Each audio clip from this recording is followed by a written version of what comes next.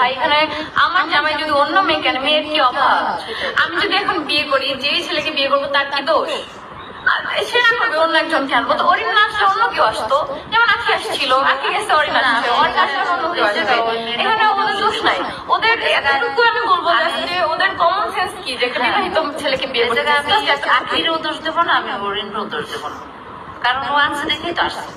আপু সব কাহিনীতে তোমাকে অনেক খারাপ ভাবছি, বাট যখন আহাত আরেকটা বিয়ে করবে জানালো, তখন সত্যি আপনার জন্য না মন থেকে খারাপ লাগছে। হ্যাঁ, সবাই অনেক কান্না করছে, আমাকেও সবাই কমেন্ট করছে যে তিশাপুর জন্য অনেক কষ্ট হইতেছে, আন্টি তুমি ওরা নিয়ে আসো। সবাই তোমার সবাই অনেক ভালোবাসছে।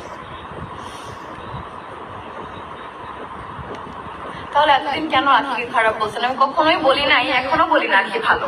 ও ভালো হলে কখনোই আমার নামে যে মিথ্যা কথা বলতো না, কখনোই বলতো না। কারণ ও জানে যে আমি বিয়ে করাইনি, সেটা ও জানে যে আমি এতটা কষ্ট পেয়ে ওকে আমি এত প্রায়োরিটি দিছি। হ্যাঁ, সবকিছু নিজে ইনকাম করে সবকিছু সেম সেম করছি না। আমার কি কষ্ট লাগতো না যে আমার জামাই জোর করে ওকে বিয়ে করছে, আমার উপরে থেকে, মানে আমাকে জোর করে, আমাকে মেন্টালি কিভাবে প্রেশার দিয়ে রাজি করে বিয়ে করছে। তারপর ওরে মানে নিয়ে থাকছে, তোমরাই বলো এটা।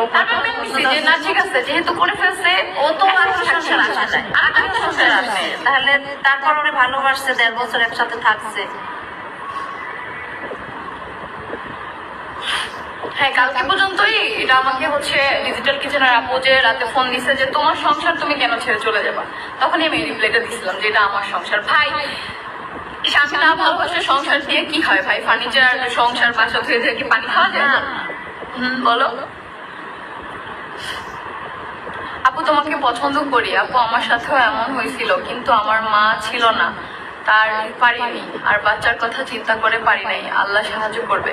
আপু এই বাচ্চার কথা চিন্তা করে যে কত মানুষ স্যাক্রিফাইস করে, বাচ্চার কথা চিন্তা করে করেই সবাই সবকিছু করে, বাট দিন শেষে নিজেরাই ভালো না থাকলে তুমি বাচ্চাকে কেমনে ভালো রাখবো? ওইগুলো দেখে বড় হচ্ছে, এই জায়গায় থাকা অনেক ভালো। যদি দেখে ওর বাপ একটার পর একটা বিয়ে করে, তাহলে এটা কি ভালো?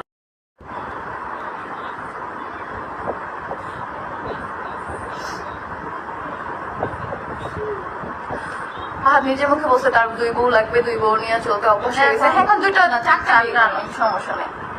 ও তো বলছি বেজোর সংখ্যা ভালো লাগে না, জোর সংখ্যা ভালো লাগে, 4টা।